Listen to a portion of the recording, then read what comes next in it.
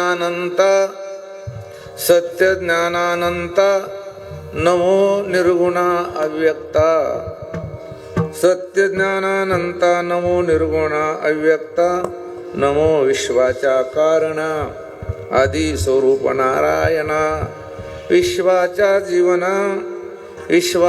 जीवना प्रलय रुद्रा संजीवना नमो विश्वाच्या कारणा आदि स्वरूप नारायणा भगवान शरण भावे मने मज प्रतिपाळावे नमो विश्वाच्या कारणा आदि स्वरूप नारायणा विठ्ठला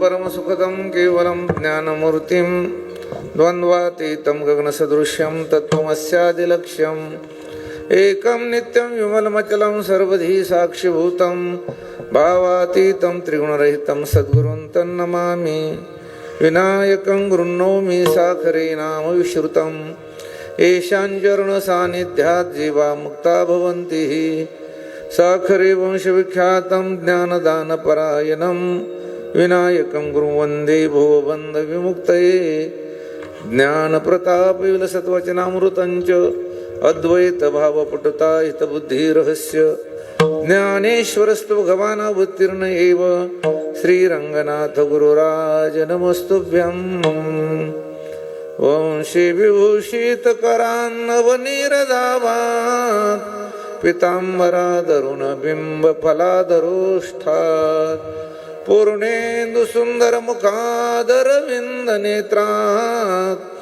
कृष्णात् परं किमपि तत्त्वमहं न जाने पांडुरंगा करो प्रथम नमन पांडुरंगा करो प्रथम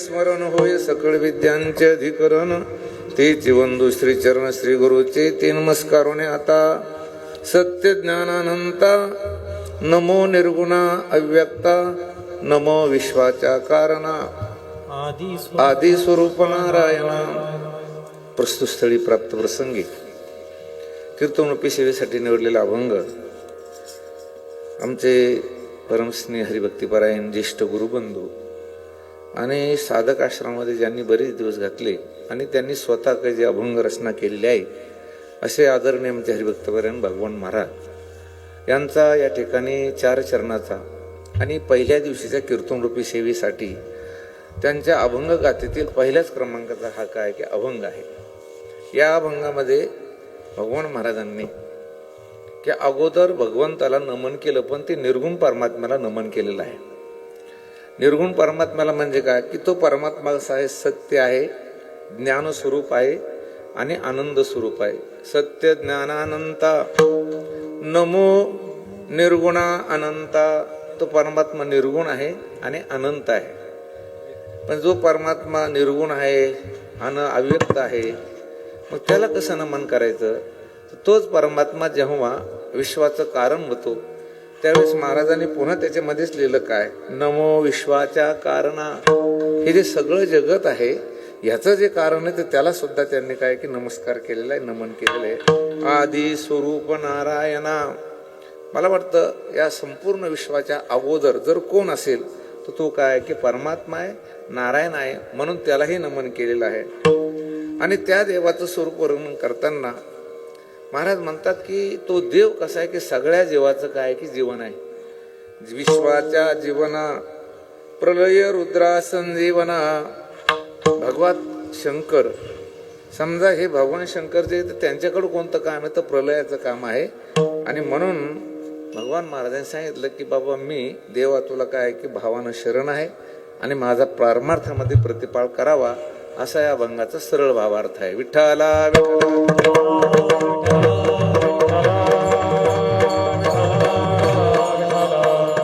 आपल्या मर्यादित वेळेच्या त्या अभंगावर काही सचिंतन करण्यापूर्वी थोडासा परिहार्जन अत्यंत गरजेचं आहे. हा वर्तमान कालावधी जो आहे सध्या सुरू असलेला जो कालखंड आहे हा अत्यंत महत्वाचा आहे.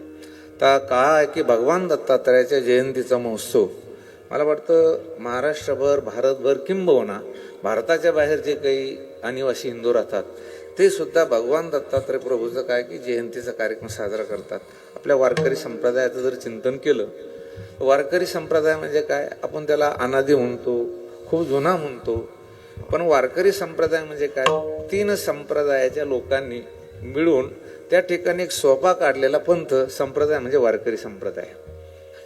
आणि म्हणून आज दत्त जयंतीचा महोत्सव आहे, म्हणजे सप्ताह सुरू आहे. एक संप्रदाय आहे नाथ संप्रदाय. आणि नाथ संप्रदायाचा अभंग तुम्हाला सर्वांना ज्ञात आहे. आदिनाथ उमा बीज प्रगटली, मच्छिंद्राला दली सहज स्थिती. दुसरा आहे मुख्य महाविष्णू चैतन्याचे मूळ, संप्रदाय सकळी इथून या. म्हणजे दत्त संप्रदाय चैतन्य संप्रदाय आहे आणि नाथ संप्रदाय. तर हा जो आपण दत्तात्रयाचा जो जन्मोत्सव साजरा करतो, जयंती साजरी करतो, हा दत्त संप्रदाय. आणि या दत्त संप्रदायामध्ये बरीच लोक होऊन गेलेले आहे. जो का निर्गुण निराभास, जेथोनी उद्भव शबल ब्रह्मास, आदि नारायण म्हणती त्यास, जो सर्वांचा गुरु. महाराजांनी पुढे लिहिलं, दत्तात्रय परंपरा जनार्दन शिष्य तिसरा. ही जी दत्त परंपरा आहे आणि त्या दत्त परंपरेमध्ये अनेक ठिकाणी महाराज हे सप्ताह सुरू आहे. आपल्या इथे सुद्धा भगवान दत्तात्रयाचं हे मंदिर आहे. आणि मला वाटतं आपलं ह्या सप्ताहाचं वर्ष जे ते 51 आहे, म्हणजे सुवर्ण महोत्सव आपण आता पहिल्या वर्षाला आरंभ करतोय. आणि आल्यानंतर कळालं की खूप मोठे या ठिकाणी अन्नदान होते, दररोज अन्नदान होते. मला वाटतं काल्याला जवळजवळ 51 क्विंटलची काय असते की पुरी भाजी असते. माझ्या अंदाजानं या पुरी भाजीचा जो हा महाप्रसाद आहे तर आपल्या मराठवाड्यामध्ये किंबहुना जालना जिल्ह्यामध्ये तरी पहिल्या क्रमांकाचा आहे. विठ्ठला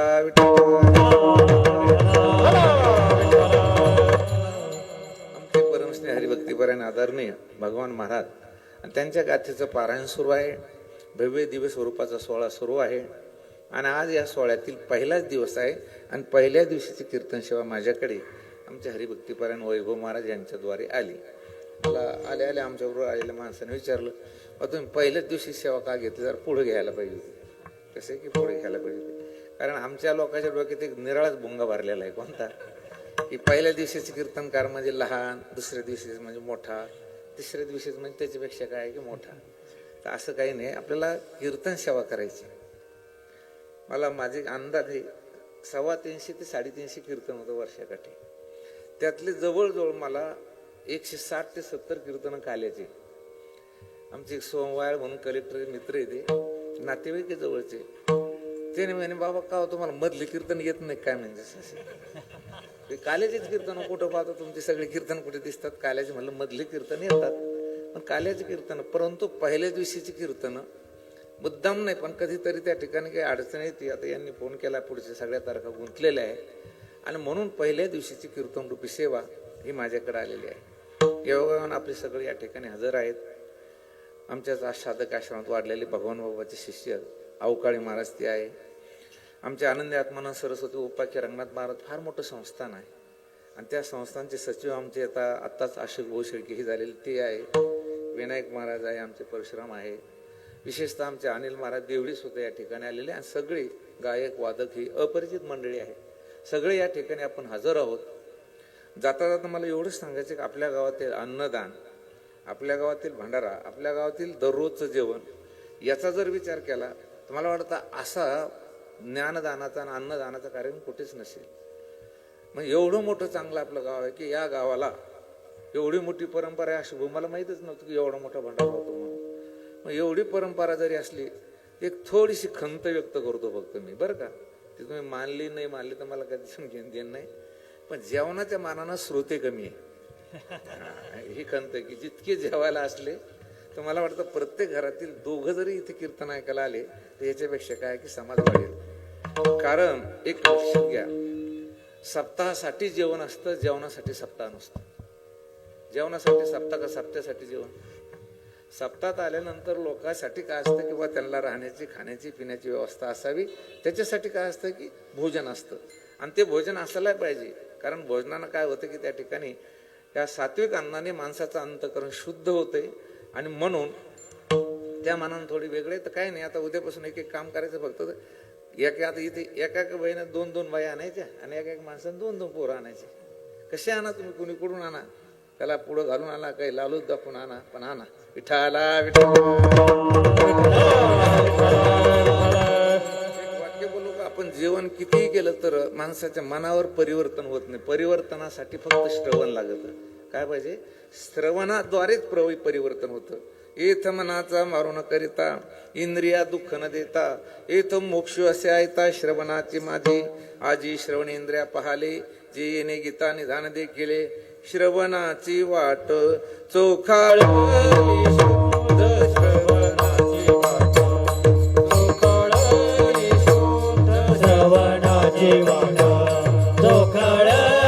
शोध, श्रवणाची वाट चोखाळ शोध.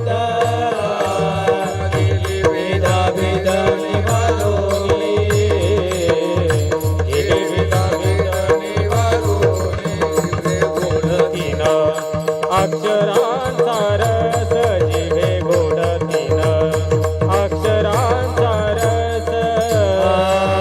केले भेदा भेद निवारोनी, केलेला भेद निवारोनी, जिवे गोडतीन अक्षरांचा रस, जिवे गोडतीन अक्षरांचा रस. आपल्या सप्ताहामध्ये अत्यंत महत्वाचं मला वाटतं साधन जर कोणतं असेल तर श्रवण आहे. आता याच्यावर मला बोलायचं नाही कारण श्रवण आपला विषय थोडा बाजूला राहील आणि म्हणून आज आपण या ठिकाणी पहिल्या दिवशीच्या कीर्तन रूपी सेवेत सगळे हजर आहात. मी आपल्या ठिकाणी हजर आहे.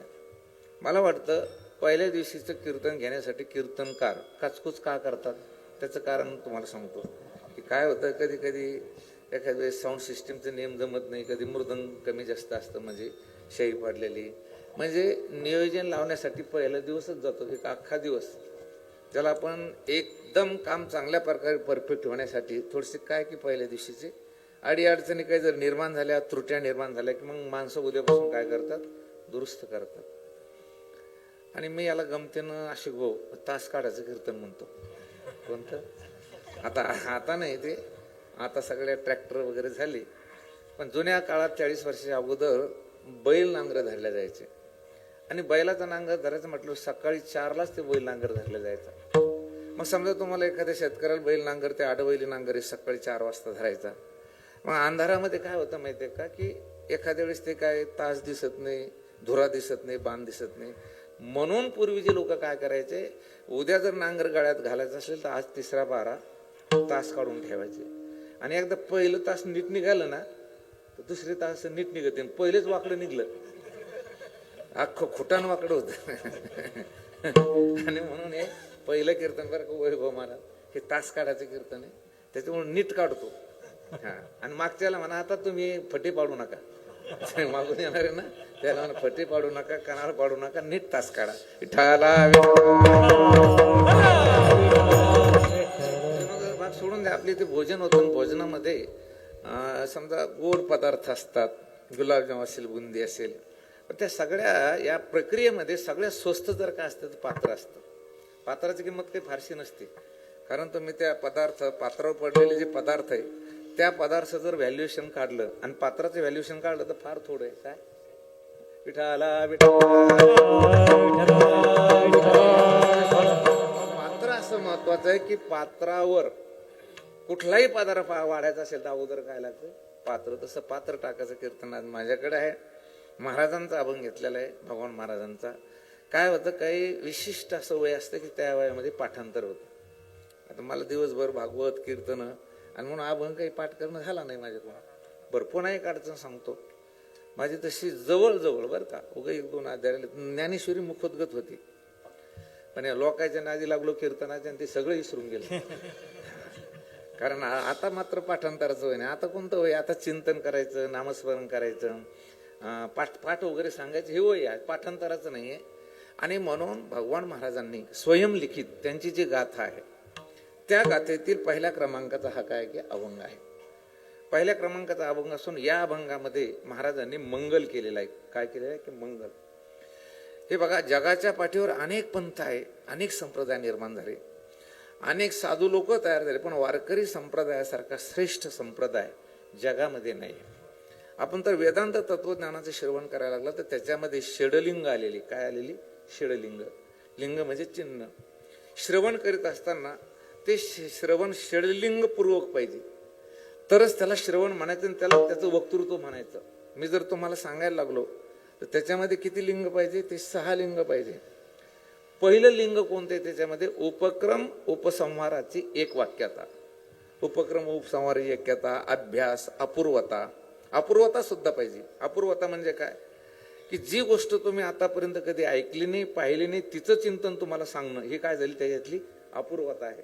जर अपूर्वता नसेल, समजा नेहमीसारखंच जर असेल तर त्याला कीर्तन काही म्हणायचं नाही. आता समजा मी एक कलाकार, समजा कल्पना करा आणि मी तुम्हाला सासूच्या, सोनाच्या, शेपुड्याच्या, म्हसाडीच्या गप्पा मारायला लागलो, याच्यामध्ये काय अपूर्वता आहे? याच्यामध्ये काही अपूर्वता नाही ना. नखशिकांत आपण ज्याच्यामध्ये अगदी बुडालेले आहात आणि त्याच गोष्टी जर मी कीर्तनाद्वारे सांगितल्या, याच्यामध्ये काय अपूर्वता आहे? अपूर्वता ते की जी गोष्ट आतापर्यंत आपण श्रवण केली नाही आणि ती जर ऐकायला मिळाली तर त्याच्यामध्ये काय आहे की अपूर्वता आहे. एका माणसाला विचारलं का काय जेवण खाल्लं? काय नाही म्हणजे शिरा. शिरा हे अपूर्वता नाही, शिरा नॉर्मल झालेला आहे. हा, रसगुल्ला खाल्ला, गुलाबजाम खाल्ले, मग त्याच्यामध्ये कशी आहे की अपूर्वता आहे.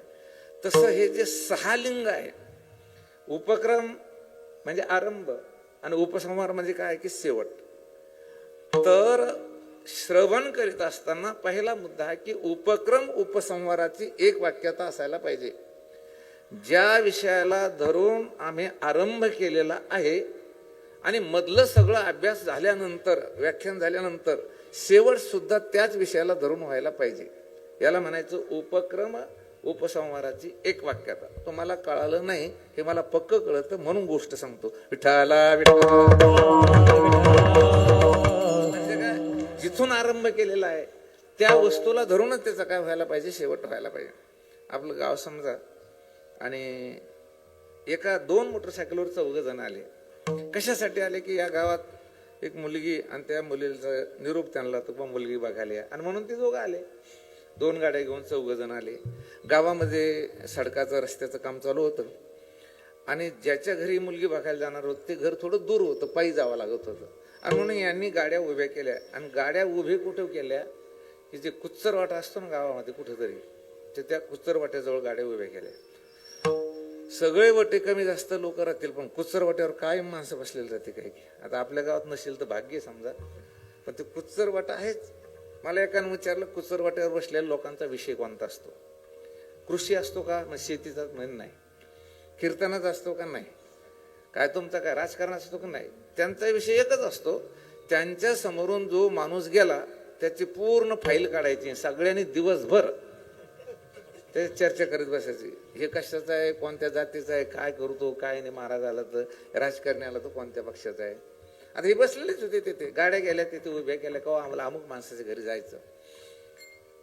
खुर्चीवर बसा नाही साईडला, हा नाही का, मला तेच म्हणत होतं, त्याला जर तकलीफ होती पाहिजे. विठाला विठ्ठल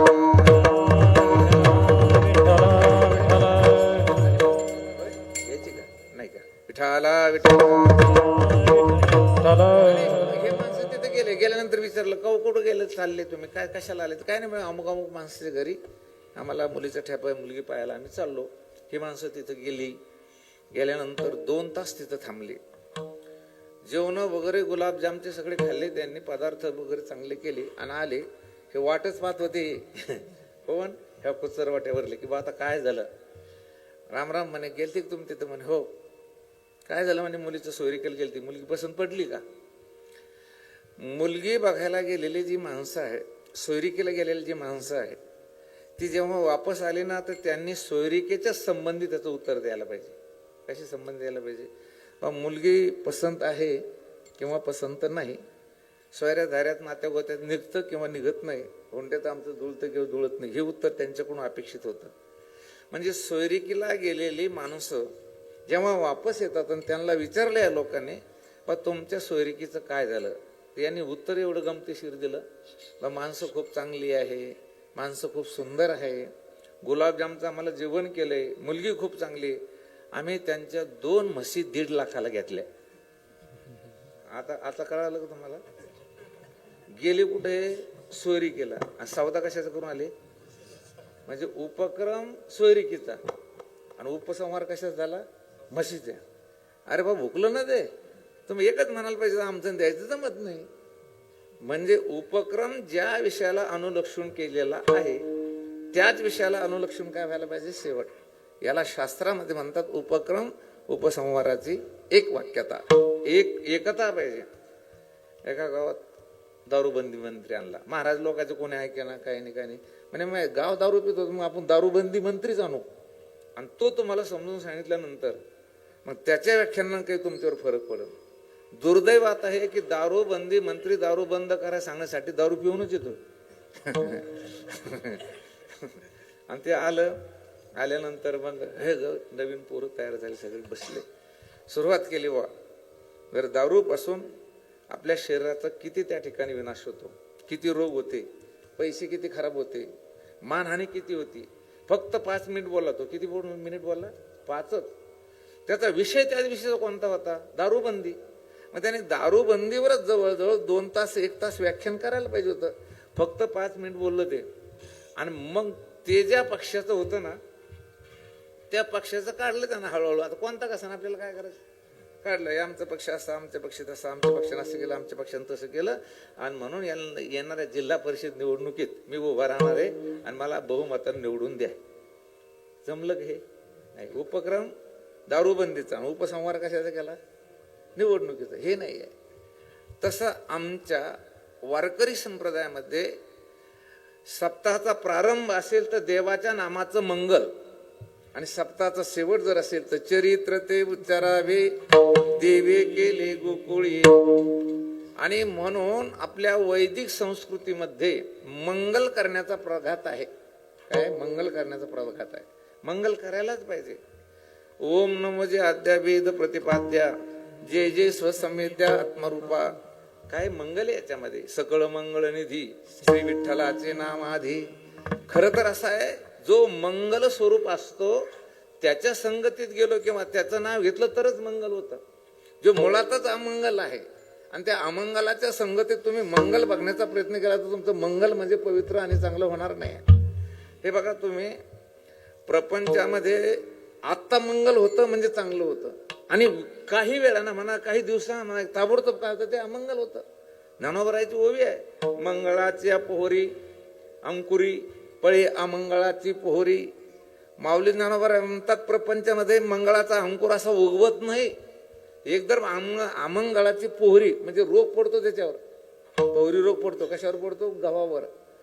म्हणजे संसारामध्ये तुम्ही मंगल करायला लागले ना तर मंगल होता होताच लगेच ताबडतोब मागून अमंगल येते. विठ्ठला विठ्ठल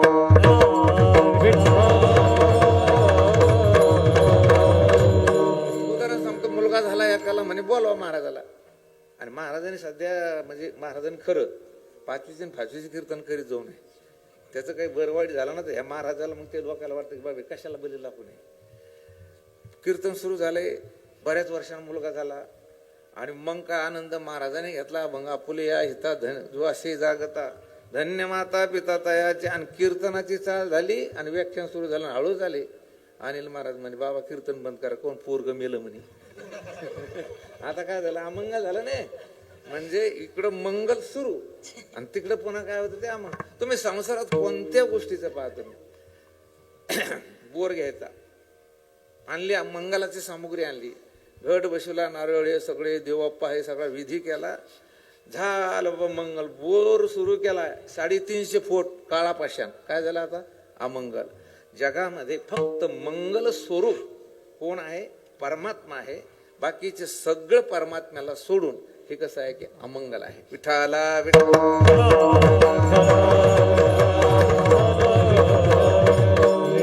मंगल कशाला करायचं की आपण हाती धरलेलं जे काम आहे हे निर्विघ्नपणे पार पाडावं. काय असतं सांगू का, आपण जर चांगलं करायला लागलो, आजही बघा लोकांची मानसिकता कशी आहे. तुम्ही मेहनत करतात, कष्ट उपशितात, तुम्ही तुमच्या प्रयत्नानं कमावतात, तरी तुमचे जे काही हितशत्रू असतील, तुमचे जे काही द्वेष करणारे लोक असतील, त्यांना चांगलं वाटतं का? ते नाहीये.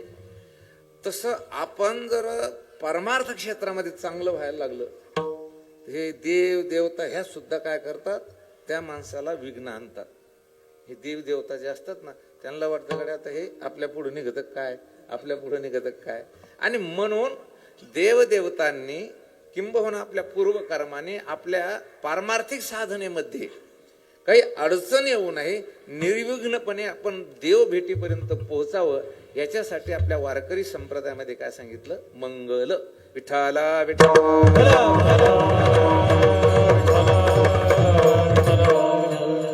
तुम्हाला की मंगल करायचं कशा, सकाळी उठल्या सकाळी उठले तुम्ही, असे झोपातून उठल्या तंबाखू खायची नाही. आता बरीच लोक उठले, तोंड धुत नाही, काय नाही, तंबाखू खाते. अरे उठल्या अगोदर तुम्ही मंगल करा. काय करा, मंगल करायला काय, मंगल करण्यासाठी तुम्हाला काय कुठं बाहेर जायचं गरज नाही ना. उठले, डोळे बंद करायचे, सगळ्यांनी पांडुरंग परमात्मा पाहिलेला आहे, डोळे बंद करायचे आणि 5 मिनिट सारखं त्या परमात्म्याचं काय करायचं, ध्यान करायचं. करता येत नाही का तुम्हाला? करता येतं. अहो तुम्ही 5 मिनिट पांडुरंगाचं स्मरण केलं, 5 मिनिट बसल्या तुम्ही माऊलीचं स्मरण केलं, तुमचा अख्खा दिवस मंगल होतो. का सुरुवात कुठून केली तुम्ही? मंगलाने. एक लक्षात घ्या, तुम्ही अनुभव घ्या. जेव्हा सकाळी पहिल्यांदा आपल्याला जाग येतो आणि जी गोष्ट आपल्या मनात येते त्यावेळेला ती गोष्ट सतत जवळजवळ 2-3 घंटे आपल्या डोक्यात राहते. तुम्हाला जर याचा अनुभव घ्यायचा असेल ना, तुम्ही उठल्या काय करा, एखादं काहीतरी चाल ऐका किंवा कोणाची ओवी एखादी ऐका, बरोबर 2-3 घंटे ती काय का आपल्या डोक्यात राहते. हा नियमच आहे. का नियम आहे? रात्रभर मन हे निद्रेने प्रसन्न झालेलं असतं आणि सकाळी उठलं आणि उठल्या तुम्ही जर मला वाटतं भगवंताचं दर्शन घेतलं, काही तुम्हाला अडचण नाही ना. इथून जायचं, पांडुरंगाच्या थेट पुढे उभं राहायचं, मनानं दर्शन घ्यायचं. आणि जर मग तुम्ही सकाळी उठल्या पांडुरंगाला बघितलं, ज्ञानोबरायला बघितलं, तुकाराम महाराजला बघितलं, मग दिवसभरात कोणाचं तोंड पाहिलं तुमचं काही वाटोळ होईल का? मग हे इथून पुढे करा, याला मंगल करायचं. काय करायचं? याच्यासाठी मंगल करायचं. तसं कोणाचे तोंड पाहिलं काही होत नसतं. उगाच आपल्या लोकांनी याचं तोंड अपशकू नये, त्याचं तोंड चांगलं नाही. एका गावात काय झालं की एका माणसाला लोकांनी डॉमिनेट करून टाकलं, डॉमिनेट केलं, त्या डांबीसच करून टाकलं. काय लोकांच्या ध्यानात आल्यावर काय करेल सांगतात नाही लोक. त्या माणसाचं तोंड पाहिले काम होत नाही. एकदा नुसती निघाली होती, तूही निघाली, कोणी लोक. आणि खरंच काय योगायोग काही समजत नसतं. समजा तो माणूस कुठं चालताना भेटला, त्याचं काहीतरी अडथळे यायचं, ते त्याचं याचं दुर्दैव, पण त्याच्यावर जायचे. ते जुना काळ होता, सगळे राजाकडे जायचे, वाजविणारे गेले म्हणे बाबा काय बाबा ते माणसं तोंड पाहिलं तर काही काम नाही होत.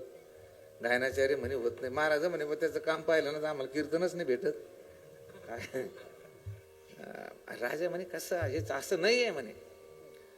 पण राजा म्हणे एकदा मी स्वतः अनुभव घेतो. बोलू नका, खाली बसा, तुम्हाला खाली बसा, बसा खाली बसा, तकलीफ उरायली, टाळा बाजूला ठेवा, बसा.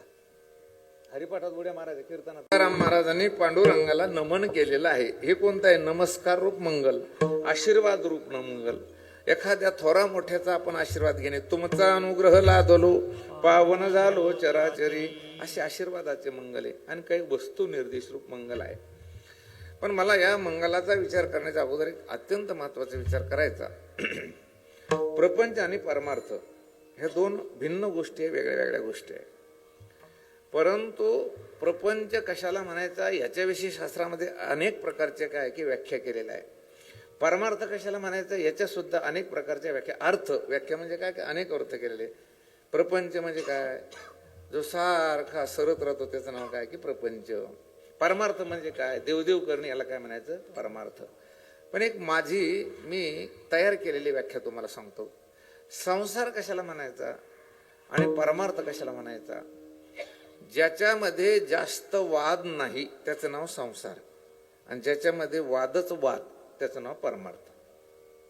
खटकलं तुम्हाला आता? ज्याच्यामध्ये काय नाही की जास्त वाद नाही.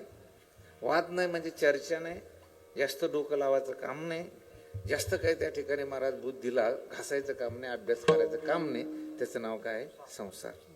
काही नाही. मग काही लोक म्हणतील आता MPC UPC IPS हे सगळे देतात, मग ते तर घासतेच बुद्धी ना, मग ते तर किती अभ्यास करावा लागतो त्यांना. पण संसार शब्दाची व्याख्या सांगतो तुम्हाला अगोदर. ज्याच्यामध्ये आहार आहे, ज्याच्यामध्ये निद्रा आहे, ज्याच्यामध्ये भय आहे, ज्याच्यामध्ये मैथून आहे, त्याचं नाव संसार. आहार, निद्रा, भय, मैथून. आता आपण जेवण केलं, हा झाला आहार. मग जेवण केल्यानंतर दोन गोष्टी घडतात. एक क्षुधा निवृत्ती आणि तृप्ती होते, म्हणजे पोट भरतं. मला वाटतं आहारामध्ये जरी फरक दिसत असला, कनिष्ठ आहे, मध्यम आहे, उत्तम आहे, पण ते आहार घेतल्या जर जे फल मिळतं ते सारखंच आहे. कसं सारखं तुम्हाला सांगतो. आता आपण वरण भात शिरा वगैरे खाल्लं तर पोट भरलं आपलं. एखाद्याने शिळ्या भाकरी खाल्ल्या तर काय झालं? त्याचं पोटच भरतं. बैलाने कडबा खाल्ला, काय भरतं? त्याचं पोटच भरतं. म्हणजे आहार हा उत्तम मध्यम कनिष्ठ कसाही जरी घेतला तर त्याची फलश्रुती एकच आहे, फक्त काय? तृप्ती होणे आणि त्याची भूक जाणे. असं कधी नाही. आणि मग त्या आहारात फरक पाडणं म्हणजे काय फारसं नवल नाही. रंगनाथ गुरुजी परभणीकर सांगायचे, मृत्यू लोकामध्ये मनुष्य कितीही गरीब झाला तर कडबा खात नाही, आणि कितीही श्रीमंत झाला तर अमृत पित नाही. अमृत पितं का कोणी? नाही. बरं, कडबा खातं का कोणी? नाही.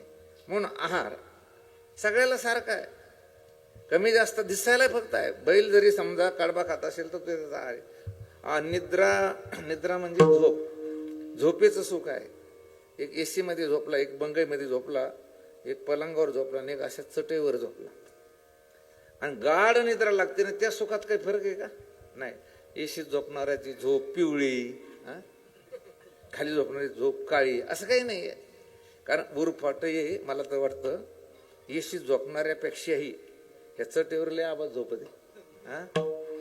इकडे पाहा तुम्ही, गोळ्या घातल्या झोप येत नाही, दारू पिली झोप येत नाही. आणि ज्ञानोबरायाच्या तुकोबरायच्या जर सोहळ्यात चालले ना, निस्ती माणसं अशी बसते, अशी विसाव्याला बसता बसताच डोळे बंद करते. हो म्हणूस तर तू झोपले. म्हणजे बसले की झोपत आहे? नाही, बसले की झोपत नाही, काय की अगोदर झोपते मग पडत आहे. कशासाठी सांगतो? झोपेचं सुख सारखं आहे. आहार, निद्रा, भय, हे बघा, कुठलं भय कुणाला असेल नसेल, पण एक भय सगळ्याला मरणाचं, मृत्यू भय सगळ्याला सारखं आहे. काही केलं तरी मृत्यू भय आहे. मैथून, गुरुजी सांगायचे, इंद्राला इंद्रायणी भोगण्यामध्ये जो आनंद आहे तोच डुकराला डुकरीन भोगण्यामध्ये काय आहे की आनंद आहे. याला काय म्हणायचं? संसार. म्हणून संसारात काही वाद नाही जास्त. दोनच गोष्टी होतील, एक तर आपल्या मनासारखी, नाहीतर मनाच्या विरुद्ध. तुम्ही आता मी रात्रभर जरी बोललो, हजारो उदाहरणं देतील. दोनच गोष्टी, त्याचंच नाव संसार आहे की ज्याच्यात जास्त काही चिकित्सा करायची गरज नाही, जास्त वाद घालायची गरज नाही, फक्त दोनच गोष्टी घडतात. असा एखादा मला नेम दाखवा की जो पोस्ट ग्रॅज्युएट झाला त्यालाच मुलं होतात, आणि जो शिकला नाही त्याला मुलं होत नाही. असं आहे काय? मुलं होणं संसारातलंच काम आहे ते. शिकलेलं होते का बिगर शिकलेलं? तसं काय नाही, कोणालाही होते. म्हणून संसारात जास्त चिकित्सा नाही, यस नो, हो आणि नाही. तेव्हा निवडणूक लागली, 3 होईन का 2 होईन? निवडणूक लागल्यानंतर उमेदवार उभा राहिला तर 3 होईन का 2 होईन? गवळी गोटी 2च होईन. काय, एक तर निवडून येईन नाही तर पडन. लग्न झाल्यानंतर मुलगा होईल नाही तर मुलगा होणार नाही, तिसरं काय होतं? 2च होईल ना, एक तर होईल नाही तर होणार नाही. बरं, लग्न झालं, मुलगा झाला, पुन्हा 2च होईल, एक तर जीव लाईन नाही तर कोठ्यात नेऊन टाकीन. म्हणजे तिसरं ज्याच्यात होत नाही त्याचं नाव संसार आहे. आणि म्हणून जास्त काही चिकित्सा संसारात करीत बसू नका. किती चिकित्सा केली त्याच्यामध्ये, कितीही डोकं घासलं तरी मला वाटतं 2 गोष्टीच्या वर काही गोष्ट घडत नाही. आणि म्हणून आजही आपण निकृष्ट गोष्ट असेल तर तिथं चिकित्सा करीत नाही, आणि उत्कृष्ट दर्जाची गोष्ट असेल तर तिथं बारकाई करतो, चौकशी करतो, चिकित्सा करतो. माणसं दुधाच्या ठिकाणी जास्त चौकशी करते का दारूच्या ठिकाणी? दुधाच्या ठिकाणी. तर संसारात काही लय डोकं लावू नका, चिकित्सा करू नका. परमार्थ हा चिकित्सेचा आहे. कशाचा आहे? चिकित्सेचा आहे. परमार्थात वाद आहे, वाद इतके वाद आहे की त्या वादाचं स्वरूप फार मोठं विस्तीर्ण आहे. तोंडीसी तोंडा न पडे, खूप वाद आहे परमार्थामध्ये. तुम्हाला अगोदर साधारण वाद सांगतो, हलका गौण, आणि मग मुख्य वाद सांगतो. ऐकणार लोकांमध्ये तुम्हाला जास्त वाद दिसतो का गायनाचार्य टाळकरी वाजवणारे आहेत? खरं सांगायचं बरं का? ऐकणार लोक वाद नाही. कोणी चाल म्हणलं का, कोणी वाजवलं का, द्यायचं काही म्हणणं नाही, विचारायचं. पण याला चाल अगोदर का, त्याला नंतर का, त्यानाच मृदून का वाजला, यांच्यात वाज असते. आणि तुमच्या माहितीसाठी सांगतो, त्याच्यापेक्षा आमच्या महाराजातले वाद आहे, पण ते कसे जरा झाकेल वाद आहे. आता हे गौण वाद सांगितलं मी तुम्हाला. त्याच्यानंतर आता परमार्थातले मुख्य वाद सांगतो की देव कोणता मानायचा, हा वाद आहे. बघा, आपल्या कुटुंबामध्ये जर 6-7 माणसं असले तर दररोज त्यांच्या घरात एक तरी उपवास असतो. कोणी महादेवाचा उपवास धरतो, पत्नी मंगळवार धरती, मुलगा गुरुवार धरतो दत्ताचा, एखादी कोणी मुलगी बायकोनी असली तर ती शुक्रवार धरती, हा हनुमंताचा शनिवार धरतो, रविवार धरतो. एक देव मानता म्हणून का अनेक देव मानता म्हणून? हा नियम आहे. तुम्ही एक जर देव मानला असता तर एकच उपवास केला असता, एकादशी चतुर्थी तुमच्या घरात धरल्या जाते. म्हणजे याचा अर्थ देवाच्या संबंधी काय आहे की वाद आहे, देव कोणता मानायचा. आणि विचारसागर शिकायला जर सुरुवात केली तर त्याच्यात पहिला वाद सांगितला अवकाळी बाबा, कोणता? अजातवाद. कोणता वाद आहे? अजातवाद. तो नाही कळाला विवर्त मग दृष्टी सृष्टीवाद, नाही कळाला सृष्टी दृष्टीवाद. आता जास्त वाद सांगितले, तुम्ही वाद घालसान माझ्याशी, त्याच्यामुळे जास्त वाद सांगत. वाद आहे परमार्थामध्ये. काय वाद आहे? देव कोणता म्हणायचा तुम्ही कोणालाही विचारा. जे पाहतो मी ज्यांचं आयुष्य परमार्थामध्ये गेले त्याला विचारायचं, दत्त मोठा आहे का महादेव मोठा आहे? काही सांगणार नाही. पांडुरंग मोठा आहे का हा मोठा आहे? नाही सांगणार. डेअरिंग नाही होत त्याची. परमार्थ करणं वेगळं आहे सज्जनांनो, आणि परमार्थ कळून घेणं वेगळं आहे. आणि परमार्थ कळून घेणं वेगळं आहे, त्याच्यापेक्षा परमार्थ शिकणं हे अतिशय अवघड आहे. आणि म्हणून परमार्थात एकदा माणूस शिक्षण घेतलं ना तर तो माणूस बेडर होत असतो. कसा होतो? बेडर. ते भीत नाहीये. माझं म्हणणं आहे, देव कोणाला? देव तुम्हाला कुठं कळा? तुम्हाला विचारलं देव कोणता श्रेष्ठ आहे, नाही सांगू शकत तुम्ही. पांडुरंगाला पाहता तुम्ही, पांडुरंगाला पाहता, दरसाल पंढरपूरला वारीला जाता, पण वस्तूचं मूल्य हे कधी वस्तू बघितल्यावर कळत नसतं, वस्तूचं ज्ञान झाल्यावर कळत असतं. काय? वस्तूचं जे महत्व आहे, वस्तूचं जे मूल्य आहे, हे मूल्य कधी कळतं माणसाला? पाहिल्यावर नाही कळत आहे. एखादी वस्तू तुम्ही जर पाहिली तर तुम्हाला त्याचं महत्व कळणार नाही. समजा सिव्हिल ड्रेसवर PI आले आपल्या गावात आणि कोणाला ओळख नाही, ओळखी ते लोक त्यांना नाही. ह्या देऊळवाराची घटना आहे महाराज. तिथले देवानी कोर्टात न्यायाधीश बदलले. आंबडकर तिकडे चोरी झाली आणि त्या 2 चोरांची तारखी सुरू होत्या देऊळवाराला. इकडे चोरी केली कुठं तरी त्यांनी, आणि ते पहिले न्यायाधीश बदलले. आणि मला दिवाळीच्या वगैरे सुट्ट्या लागल्या आणि त्याच्यानंतर दुसरे आले. आता हे चोर आंबडहून जालना यायचं, जालन्याहून एसटीत बसायचं निघायचं. आता हे जे नवीन आले होते ते संभाजीनगरहून अपडाऊन करीत होते न्यायाधीश, संभाजीनगरहून, आणि एसटीनं प्रवास करत होते. आणि मग काय झालं की ते न्यायाधीश जालन्यात उतरले आणि दुसऱ्या गाडीत बसले. तर त्यांच्या अगोदरचे दोन जे आरोपी होते, ज्यांचे केस ज्यांच्या समोर टेबलला चालू होती, ते दोघांनी 2 सीटं धरून असे बसले जागा तिथे. साहेबाला जागा नाही उशीर आल्यामुळं, आणि साहेबनं रिक्वेस्ट केली आणला की बाबा मला एक जागा द्या, आपण दोघात तिघं बसू. तुम्ही सारखे साहेब लोक असे येते ना, आम्हाला दट्ट्या देते म्हणजे. आणि मग अशोक भाऊ सारख्यानं सांगितलं, येड्या हो, ज्यांच्या पुढे तारीख आहे ते साहेब म्हणे. मग पटकन दोघं उठले. कधी कळालं मूल्य द्यायचं, त्याचं ज्ञान झालं तेव्हा. हे ध्यानातच ठेवायचं तुम्ही दत्तबाबाला किती पहा, पण दत्त नेमके कोण आहे, कसे आहे हे कळाल्यावर जे मूल्य कळतं ते मूल्य आगळे वेगळं असतं. मी आळंदीला असताना दापूर नावाचं गाव सिन्नरच्या बाजूला, माझ्याकडे छोटी सुटकेस, त्याच्यामध्ये आपले कामाचे कपडे, कीर्तनाला मुक्कामाला राहायचं, एसटीन जायचं, ज्ञानेश्वरी, पूजित साहित्य. आणि जिथं स्टँड होतं तिथून अर्धा-पाऊण किलोमीटर ते सप्ताहाचं स्थळ होतं. आणि माझं प्रवचन होतं त्यावेळेस, आणि रात्रीला कीर्तन. पहिल्या सप्ताहामध्ये प्रवचन व्हायचं, आता प्रवचन राहिलंच नाही. या भागवताना रामायणाने काय केलं की ते प्रवचनच बंद केलं. कीर्तन करणं सोपं, प्रवचन करणं खूप अवघड आहे, आणि पाठ तर त्याच्यापेक्षा अवघड आहे. मग ती सुटकेस घेतली, चाललो मी, असा डोक्यात काही नव्हतं. आणि मी घाई एवढ्यासाठी करत होतो की मला पुढे प्रवचनाला अगदी वेळ झालेला होता म्हणून. आणि एवढ्या एका थोडंसं गडीसारखं घर होतं, लिंबा झाड होतं, उन्हाळ्याचे दिवस, 5-7 महिला बसल्या होत्या. आणि या बाळा एवढी मुलगी पळत पळत आली, आणि बाबा तुम्हाला माझ्या आईने बोलवलं. आता मी विचार करतो की पहिल्यांदाच या गावात गेलो आपण, येऊन राहिलो. बाईना नक्की तिला कळालं की बाई महाराज याला सरबत बिरोध द्या, उन्हाळ्याचं चहा पाणी काहीतरी करावं. मी म्हणलं ताई बेटा मला आता पुढं प्रवचनाला जायचं नाही म्हणे, तुम्हाला माझ्या आईनं बोलावलंच म्हणे, मी जाऊच देत नाही म्हणे पुढं तुम्हाला. मग आता मला विचारून आले कशाला बोलावलं, जसं अरे म्हणलं पुढं प्रवचनाची वेळ झाली, तुझ्या आईनं कशाला बोलावलं म्हण, तिला कानातले फुलं भरायचे म्हणे, त्याच्यासाठी बोलावलं. तिला वाटलं हे फुलं पोथी. आणि मग रात्री कीर्तन ऐकलं म्हणे, बाबा मला माफ करा म्हणे, मला काय वाटलं तुम्ही ते ऐकलं. तसं तुम्ही सारखाच माणूस म्हणते फुलं पोथी ऐकणारा.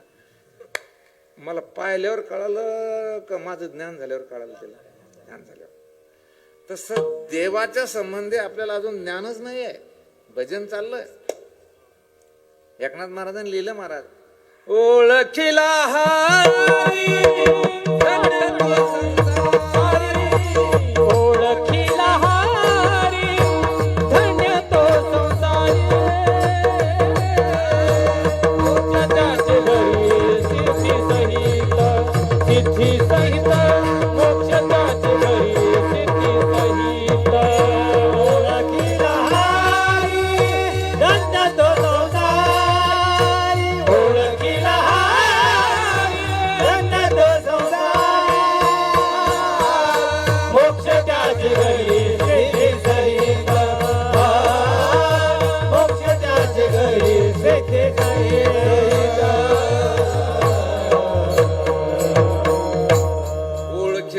धन्य तो संसारी, किंवा ओळखीला हरी साठविला पोटी. ज्ञानोबऱ्या सुद्धा म्हणतात सत्य ज्ञानानंत गगनाचे प्रावर्ण, नाही रूपवर्ण गुण जेते, तो हारे श्रीहरी पाहिला डोळे भरी, पाहता पाणी दुरी सारुण्या. आणि म्हणून देवाचे वेगळे वेगळे स्वरूप सांगता येईल. पैकी आपल्या समोर मी 3 देवाचे स्वरूप सांगतो, ते चांगलं ध्यानात ठेवा. एक परमात्मा आहे सगुण आणि साकार. सगुण आहे म्हणजे त्याच्याकडे गुण आहे, तो क्रियाही करतो, आणि कसा आहे की तो साकारही म्हणजे आकाराला सुद्धा आलेला आहे. कल्पना करा की सगुण साकार परमात्मा जो आहे, जेव्हा जेव्हा भक्तावर संकट पडतं त्यावेळेस तो येतो आणि त्या भक्तावरील संकट निवारण करून दुष्टाचा काय करतो की संहार करतो. परित्राणाय साधूनाम विनाशाय च दुष्कृताम धर्म संस्थापनार्थाय संभवामी युगे युगे. अगोदर देवाची 5 स्वरूप सांगतो तुम्हाला.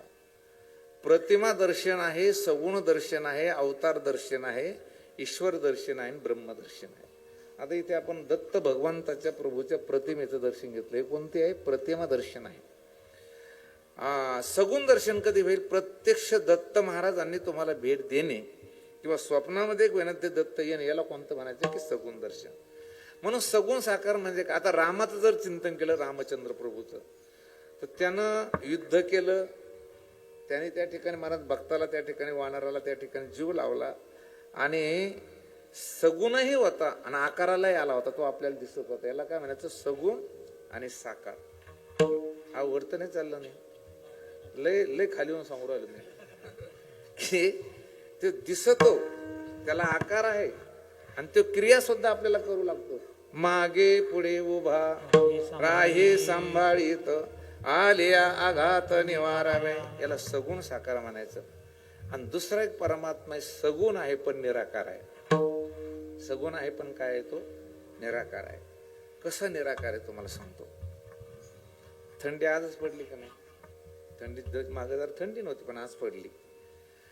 दररोज सूर्य हा नित्य नेमानं उगवतो, मावळतो. आता तुम्ही इथं जे बसलात आणि बसल्यानंतर कीर्तन संपलं की घरी जाता, कीर्तन व्हायच्या अगोदर येता. संपूर्ण सृष्टीची आणि सृष्टीतील प्राणी मात्राची जी जीवन राहटी चालते, ही जीवन राहटी आपल्या सत्तेनं चालते का कोणाच्या तरी सत्तेनं चालते? कोणाच्या तरी. ती कोणाची सत्ता आहे? ती देवाची सत्ता आहे. चाले हे शरीर कोणाच्या सत्ते. खरं सांगा, तुम्ही इथं बसले का तुम्हाला देवानं बसू दिलं? काय देवानं बसू दिलं बरं का? त्याच्या सत्तेनं बसले. तुम्हाला वाटतं आम्ही बसलो? कीर्तन झाल्यावर तुम्ही तुमच्या सत्तेनं जाता का देवाच्या सत्तेनं तुम्ही घरी जाता? देवाच्या नाही नाही, आम्ही आमचंच जातो. मग मेल्यावर कोण 4-4 जण लागत, मग जायचं तुम्ही स्मशानमध्ये. तुमच्या सत्तेनं काहीच नाहीये. देखवी ऐकवी एक नारायण, तयाचे भजन चुकू नको. म्या बोलविल्या वेदू बोले, म्या चालविल्या सूर्य चाले, म्या हलविल्या प्राणो हले, जो जगाते चाळीता. तुझी वेदासी बोलणे, सूर्यासी सोडणे, तुझी आवडे, सूर्यासी सोडणे, तुझी आवडे. तुझी वेदासी बोलणे, सूर्यासी सोडणे, तुझी आवडे, सूर्यासी सोडणे, तुझी आवडे.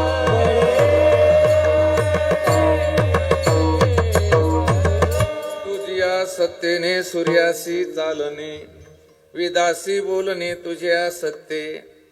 याला सगुण निराकार म्हणायचं. काय म्हणायचं? सगुण आहे पण दिसत नाही. त्या गोकुळामध्ये काय झालं? गवळण उठली, येणे माझे कवाड उघडिले, दुसऱ्याला येणे माझे शिंके तोडिले. आणि मग यशोदा म्हणायची, देवा खोड्या नको करू माझे बाबा बाबा. सगळ्या गवळणीची, गवळ्यांची, गोपिकांची घराणे दे यशोदेकडे, हे खोड्या करतो. यानं असं केलं तर देव म्हणे थांबा आता, जाऊ दे म्हणे येऊ. कलियुगामध्ये सगळं मीच करेन पण माझ्यावर नाही येऊ देणार म्हणे. आणि आता तसंच आहे. त्याच मोटरसायकल घसरून पडलं, मेलं तर ते देवानच केलं. पण ते म्हणते नाही नाही, हे माझी दारू पिली नाही, जोरानं गाडी आणली, म्हणजे आपल्यावर देव येऊ देत नाही. म्हणजे सगुण साकार एक देवाचं स्वरूप आहे आणि सगुण निराकार आहे. काय अवघड आहे बरं? हे काय अवघड? काहीच अवघड नाही. तुम्ही हे काम मी करतो असं म्हटल्यापेक्षा हे काम ईश्वराच्या सत्तेनं झालं असं जर म्हणलं. आता तुम्ही सध्या काय समजता? सध्या समजता काय? हे आम्ही करून राहिलो असं समजता का नाही? सगळे प्रत्येक माणूस हे मी करतो म्हणून जमतं. म्या केलं, हे म्या केलं, मी केलं असं म्हणता ना तुम्ही. बरं तुम्ही आता असं म्हणा काय की हे सगळं जे होतं देवाच्या सत्तेनं. तुम्हाला का बिल का येईल का एखादी ऑफिसचं की असं कोण म्हणून राहिले नाही. परंतु मी केलं हे म्हटल्यापेक्षा ईश्वर सत्तेनं हे होतं आणि चालतं. आणि म्हणून तो जो ईश्वर आहे त्याला शास्त्रामध्ये सगुण आणि निराकार म्हणतात. काय म्हणतात त्याला? सगुण आणि निराकार. आणि निर्गुण निराकार कशाला म्हणायचं? की त्याला कुठला गुणही नाही आणि निराकार म्हणजे आकार नाही, त्याला काय म्हणायचं? रंग नहीं रूप नहीं नहीं वर्ण छाया रंग नहीं रूप नहीं नहीं वर्ण छाया रंग नहीं रूप नहीं नहीं वर्ण छाया रंग नहीं रूप नहीं नहीं वर्ण छाया निराकार निर्गुण तुझी रघुराया निराकार निर्गुण तुझी रघुराया मैं गुलाम मैं गुलाम तेरा मैं गुलाम मैं गुलाम मैं गुलाम तेरा मैं गुलाम मैं गुलाम मैं गुलाम तेरा मैं गुलाम मैं गुलाम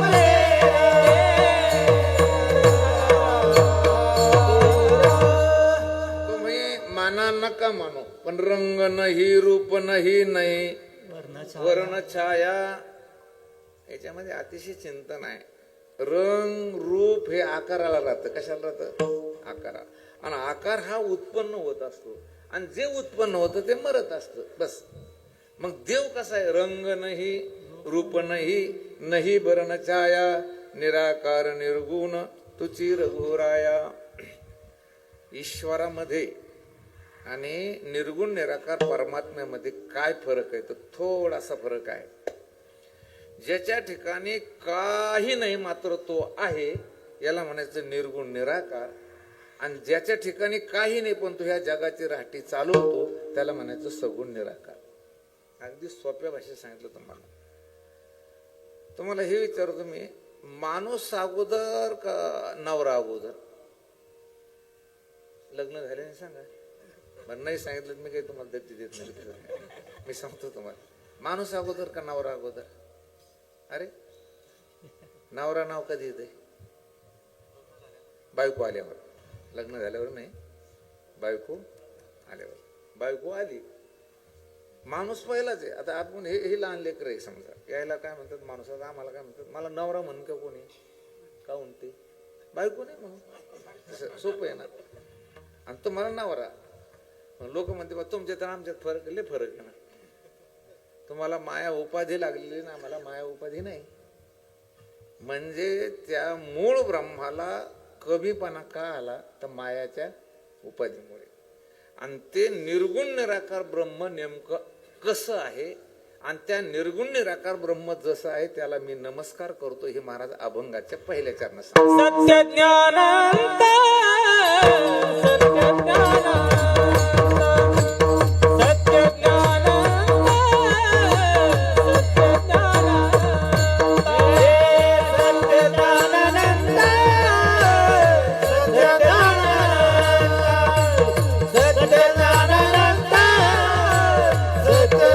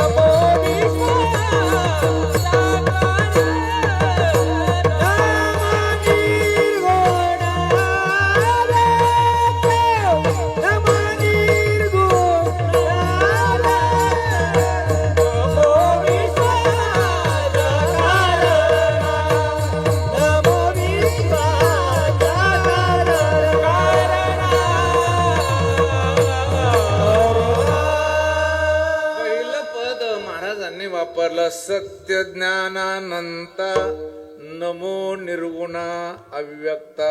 तो परमात्मा कसा आहे? जो आनंद सत्य प्रकाश विभू आणि आधार नाम रूपास, म्हणजे तो सत्य आहे.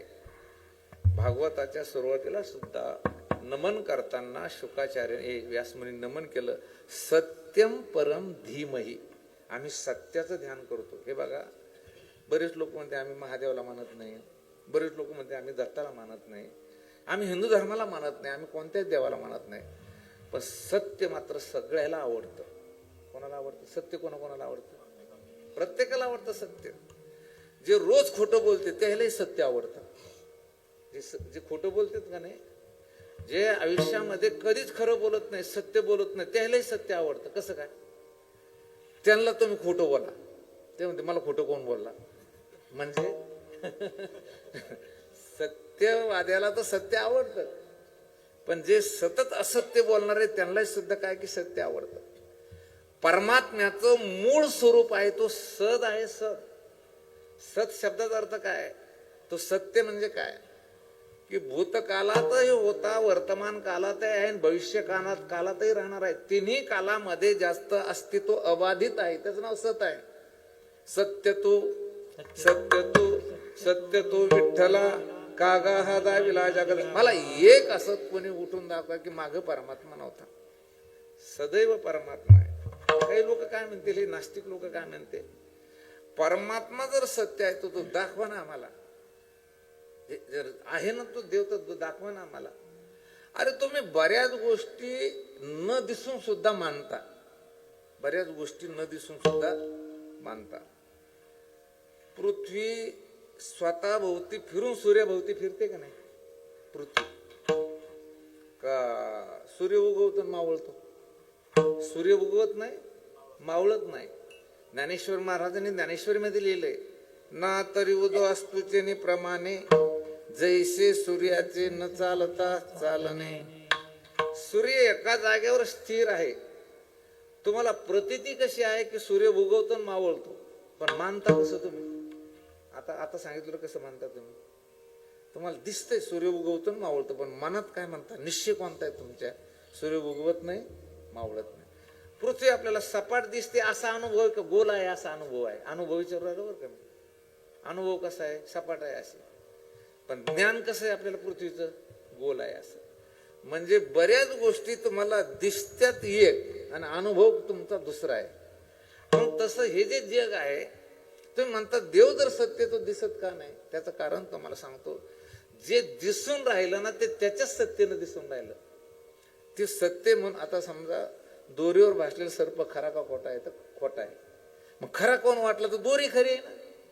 मग आता हे बघा, एक श्रीमंत बाई मोठ्या लग्नाला गेली.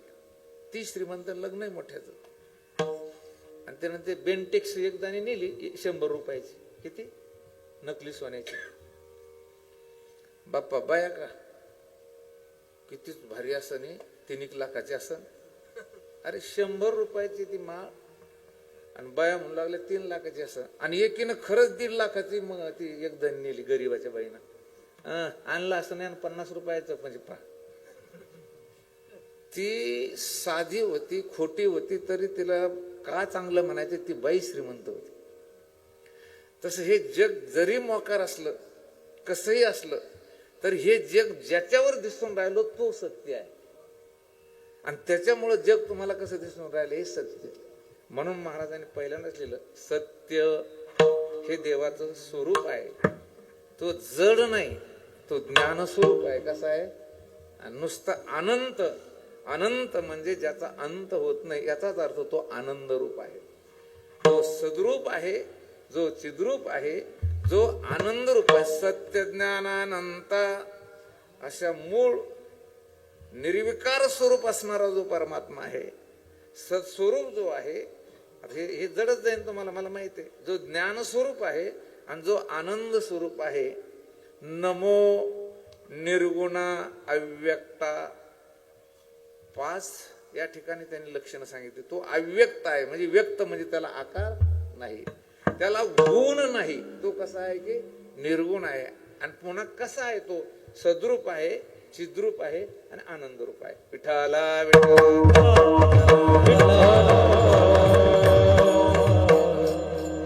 दगडाला ज्ञान होतं का बरं? दगडाला ज्ञान होतं का? ते जड आहे, असद्रूप आहे. आणि जो पदार्थ असद्रूप असतो, जड असतो, तो जवळ केला की त्याच्यापासून दुःख मिळत असतं. काय मिळत असतं? दुःख. आता घर जड आहे की चेतन आहे? पण सेट करायचा याच्यासाठी जिवंतच डॉक्टर लागतो. कोण लागतो त्यासाठी? म्हणजे चेतन लागतो. तसं चेतन म्हणजे कोण? तो परमात्मा आहे. सत्य, ज्ञान, अनंता. पुन्हा कसा आहे तो? नमो, निर्गुणा, अव्यक्ता. कुठल्याही प्रकारचा त्याला काय नाही की गुण नाही. म्हणजे हे सगळ्या ब्रह्माचं काय, जगाचं काय की ब्रह्म अधिष्ठान. ऐकायला लगेच जड जाईल तुम्हाला. हे जे प्रत्येक पदार्थ दिसतो ना, ते याला अधिष्ठान काय की ब्रह्मच आहे, त्याच्याशिवाय दिसतच नाही. सर्प दिसला तर दोरी असल्यावर दिसन का दोरी नसल्यावर? बरं, दोरीच नाही, सर्प दिसन का तिथे? नाही. तसं ब्रह्मच नाही तर जग दिसन का? नाही. फक्त तुम्हाला दिसून राहिलं जग आणि संतांना दिसून राहिलं ते ब्रह्म. विठाला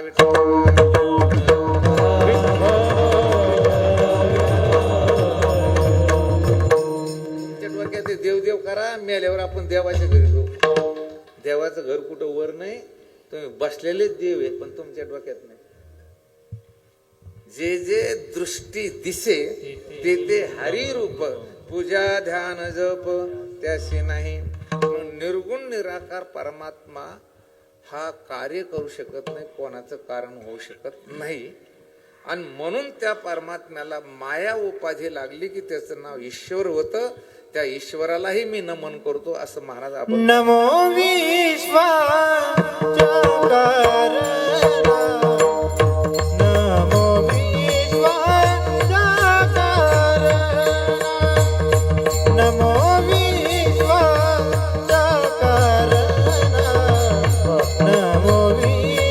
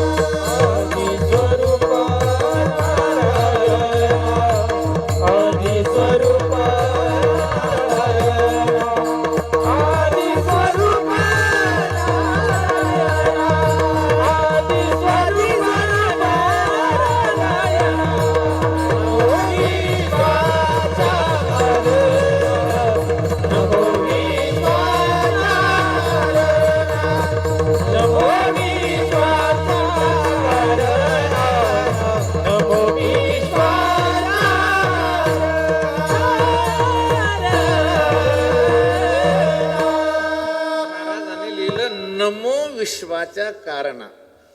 ऐकायला जड जाईल. पहिलं चरण जे आहे ना, तिथे नमन जरी केलं तरी ते कोणाचं कारणही नाही, कार्य नाही. अगदी व्याख्या सांगू का? जो कोणाचं कार्य नाही, ज्याचं कोणी कार्य नाही, त्याला म्हणायचं जय रुद्रा संजीवना. आपल्या सगळ्या जीवाचा जीव कोण आहे की तो परमात्मा आहे. मला वाटतं जीवना, आपला जो जीव आहे ना, त्या जीवाचा सुद्धा जीवीच्या जीवना तुका म्हणे नारायणा. सगळ्या विश्वाचं जीवन जर कोण असेल तर तो परमात्मा. आपल्या खापरखेडमध्ये घरं चांगली आहे म्हणून गावाला मान आहे, शेती चांगली आहे म्हणून गावाला मान आहे, का गावात माणसं आहे म्हणून गावाला मान आहे? बरं, तसं माणसं म्हणूनच मान आहे. नाही तर बंगले चांगले, सगळे चांगले, गावात माणसंच नाही. गावाला जी शोभा आहे ती गावामुळं नाही, तर गावात माणसं आहे म्हणून, आणि ते माणसं जित्ते आहे म्हणून. नाही तर मेलेले सगळे, त्याला काय, त्या गावाला काही शोभा नाही. म्हणून एक ध्यानात घ्या, मी करतो बंद करा. आपल्या सगळ्याला जगवण्याचं जीवनाचं काम जर कोण करीत असेल तर तू काय की परमात्मा. विश्वाच्या जीवना प्रलय रुद्रा संजीवना. रुद्र शब्दाचा अर्थ काय की भगवान शंकर आहे, प्रलय करतो पण तरी सुद्धा सगळ्या जगाला जीवन द्यायचं काम तो करतोय. आणि म्हणून महाराजांनी लिहिलं की बाबा मला मी तुम्हाला शरण आलोय, मला तुम्ही सांभाळा. हे अभंगाचं शेवटचं चरण. भगवान शरण भावे, भगवान शरण भावे, भगवान शरण भावे, भगवान शरण भावे, भगवान शरण भावे, भगवान शरण भावे, भगवान शरण भावे, भगवान शरण मज प्रतिपाळावे, मने मज प्रतिपाळावे, नम विश्वाच्या कारणा, नम विश्वाच्या कारणा, नमो विश्वाच्या कारणा, नम विश्वाच्या कारणा, मने मज प्रतिपाळावे, मने मज प्रतिपाळावे, नमो विश्वाच्या कारणा, नमो विश्वाच्या कारणा, नमो विश्वाच्या कारणा, नमो विश्वाच्या कारणा.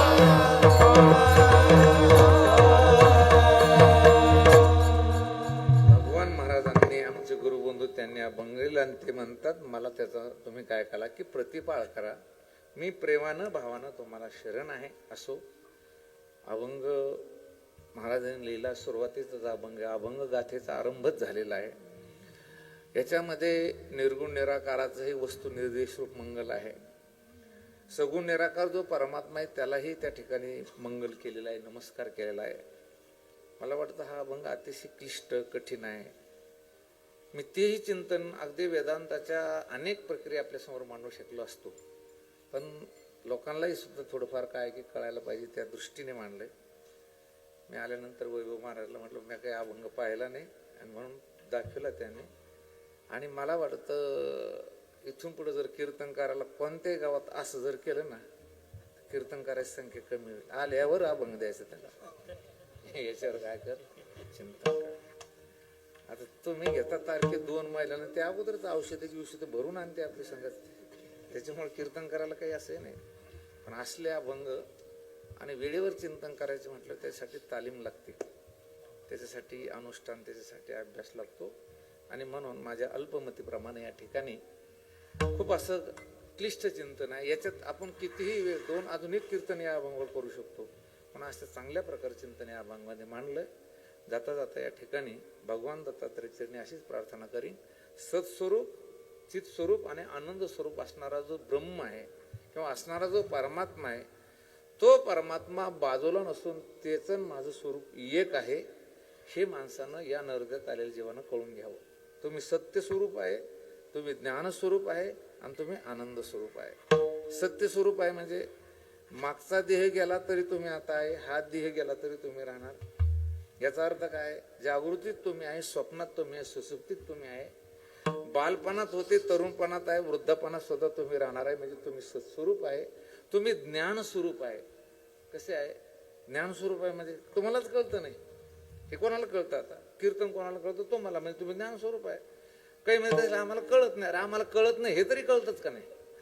म्हणजे तुमचं काय की कळणं स्वरूप. बरं काहीला असं आहे आम्हाला कळत नाही हेही कळत नाही, मला कळत नाही हेही कळत नाही, तरी ते कळतं आणि आनंद स्वरूप आहे. तुम्हाला दररोज अनुभव आहे. गाढ निद्रेमध्ये कोणताही विषय नसतो आणि विषयाचं स्मरण नसतं, पण मनुष्याला मात्र काय असतो, आनंद असतो.